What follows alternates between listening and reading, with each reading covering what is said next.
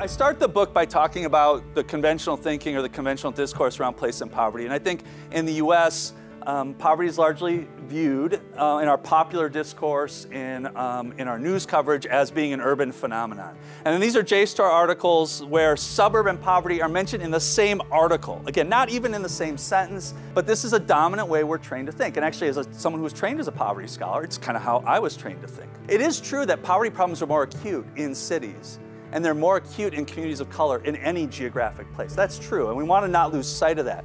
But this conventional discourse does a lot of things that I think matter in terms of how we come together to solve and address poverty problems. Biased understandings that are not just about deservingness, but also about racism and about anti-immigrant sentiment.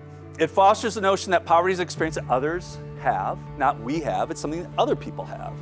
And that means the responsibility for taking care of poverty is something that other people do. I want to challenge this conventional thinking as we try to talk about where poverty is located today, who's poor, and how the safety net responds to it. This is important framing for that conversation. And what you see here is in 2017, even though the kind of recovery is starting to show that some people are able to leave poverty, there are about 4 million more people in poverty in the suburbs of our cities than in the cities of themselves. What you'll also notice is that this is not a new phenomenon.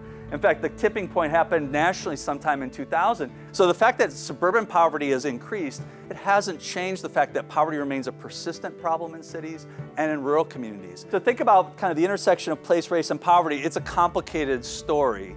And actually, it's more complicated with recent data. The reality, though, is even though poverty rates are lower on average in suburbs, the number of high poverty suburbs, if you use a 20% cutoff, has increased. And this is a growing reality for people across race and ethnicity. These changes in the geography of poverty matter because it affects how we help and in many ways how we think about innovation. The congressional staff didn't really understand often the depth of poverty in their districts, and building that awareness is important as you kind of make claims for additional funding or as you try to get an allocation of the community development block grant or what have you. The places that I think had the most promise for doing better for their communities were places that were training the next generation of leaders, investing in their skills around budgeting, management, finances, evaluation, but also investing in indigenous leaders, if you will.